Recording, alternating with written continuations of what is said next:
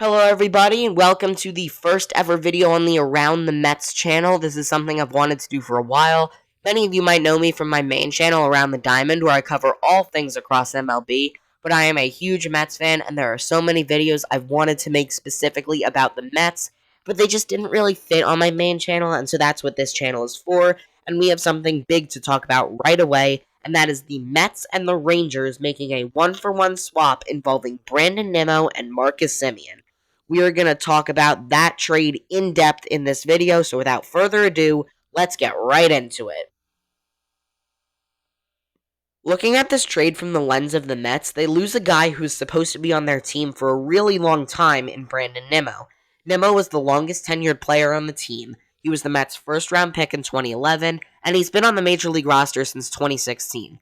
At one point in his career, he was the guy who would get on base all the time for you and would play above-average defense in center field, but over the last couple of years, he has changed his offensive approach at the plate from a guy who's great at getting on base to a guy who's looking to hit home runs.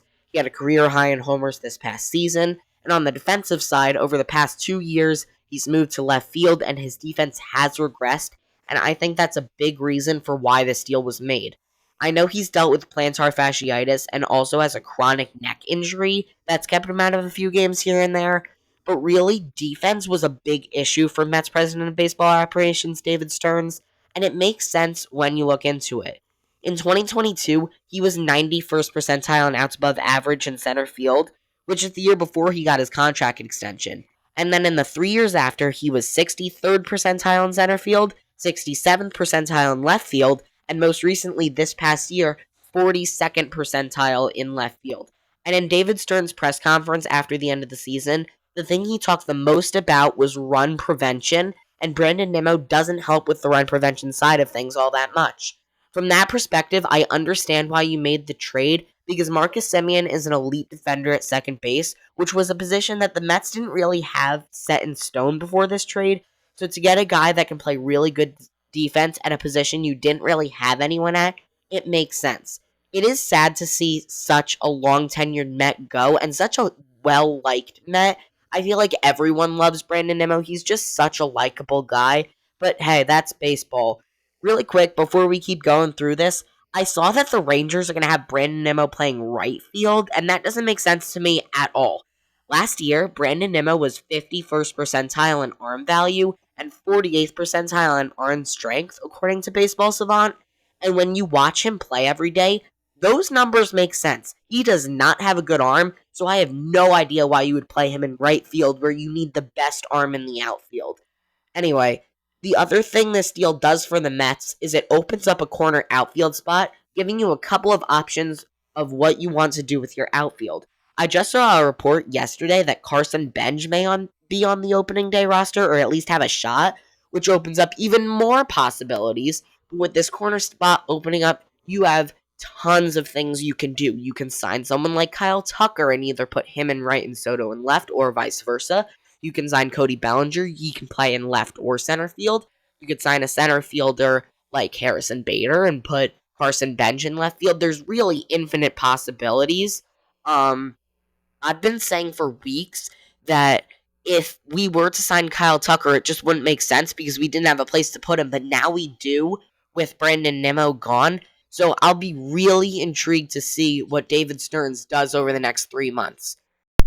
Looking at the return in Marcus Semien, he's not going to be the offensive player he once was. He's not going to hit a ton of home runs. Again, the big upside is the defense. He was 82nd percentile in fielding run value last year and 92nd percentile in outs above average. This is a guy that's going to help you defensively, which is exactly why Mets Pogo David Stearns got him. Taking a look at this deal with the economic idea in mind, the Mets actually gain a bit of salary over the next 2 years, but in the long run, they end up shedding a good chunk of change. As Marcus Semien is only under contract for 3 more years, he makes $27 million this year and next year, and then $20 million the year after, while Brandon Nimmo is under contract for 5, making $22 million each year. And truthfully, I just really think that David Stearns felt he needed to get this deal off the books. Remember, he's not the guy who signed on the dotted line for Nimmo's contract. That was Billy Epler.